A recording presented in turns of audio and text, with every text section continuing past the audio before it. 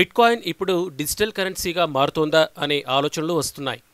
ఎందుకంటే ఇందులోనే ఇన్వెస్ట్ చేసిన కొంతమంది బిట్కాయిన్ క్యాష్ అంటూ మరో స్ప్లిట్ ఓపెన్ చేశారు. దీంతో క్రిప్టో కరెన్సీ ఎక్స్చేంజ్లు అలర్ట్ అయ్యాయి. గత కొద్ది రోజులుగా ఈ అంశంపై క్రిప్టో కరెన్సీ ఇన్వెస్టర్లలో కన్ఫ్యూజన్ ఉంది. మన దేశంలో మాత్రం లీడింగ్ ఎక్స్చేంజ్లు ఇన్వెస్టర్లు వారి దగ్గరున్న కాయిన్లను ప్రైవేట్ వాలెట్లకు ట్రాన్స్ఫర్ చేసుకోవాల్సిందిగా సూచించాయి. చివరి రోజు మాత్రం ఇన్వెస్టర్ల మధ్య లావాదేవీలు నిలిపివేశాయి. ఇదంతా కూడా బిట్కాయిన్ క్యాష్ లాంచింగ్ ముందు తీసుకున్న జాగ్రత్తలని తెలుస్తోంది. బిట్కాయిన్ స్టాక్ హోల్డర్లోనే ఉన్న ఓ 5% మంది కలిసి ఇలా క్యాష్ ప్లాట్ఫామ్ ప్రారంభించారు. బిట్కాయిన్ సాఫ్ట్వేర్ కోడ్ని స్ప్లిట్ చేయడం ద్వారా బిట్కాయిన్ క్యాష్ క్రియేట్ అయింది.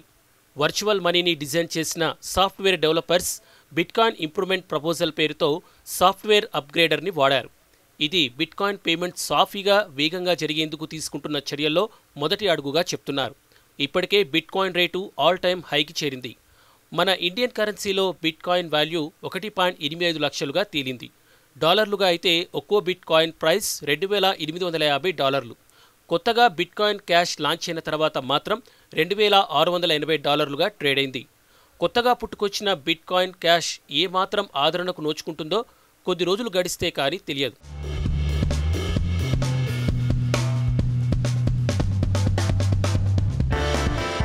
ఇక బిట్కాయిన్ లావాదేవీలు ఏ దేశంలోనూ కరెన్సీకి ఆల్టర్నేటివ్గా జరుగుతున్న దాఖలాలు లేవు. ఇదే బిట్కాయిన్ క్రియేటర్లు ఛాలెంజ్గా తీసుకున్నారు. సింగపూర్లో ఒక స్టార్టప్ వీసా కార్డ్ ద్వారా బిట్కాయిన్ పేమెంట్స్ని యాక్సెప్ట్ చేయడం ప్రారంభించింది. 10x పేరుతో ఓ డెబిట్ కార్డ్ లాంచ్ చేసింది. 10x డెబిట్ కార్డ్ ద్వారా మల్టిపుల్ కరెన్సీ పేమెంట్లు చేయవచ్చు. అంటే డాలర్, యువాన్స్, రూపీ, ఎన్ ఇలా క్యాష్ రూపంలో చలామణి అయ్యే డబ్బుతో పాటు బిట్కాయిన్స్ను కూడా కన్వర్ట్ చేస్తుంది. దీనికోసం ప్రతి లావాదేవీకి 2% ఛార్జీలు వసూలు చేస్తుంది 10x. 10x కంపెనీ తయారు చేసిన ఓ యాప్ ఇందుకోసం డిజిటల్ వాలెట్లా పనిచేస్తుంది.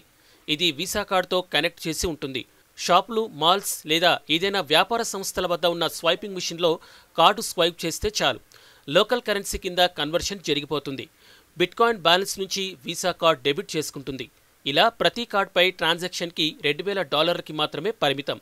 ఆపై ఇంకా లావాదేవీలు చేయాలంటే కంపెనీ అడిగిన డీటెయిల్స్ అప్డేట్ చేస్తే సరిపోతుంది. ఇప్పటికే కంపెనీకి 10,000 కార్డుల తయారీకి ఆర్డర్ వచ్చాయట.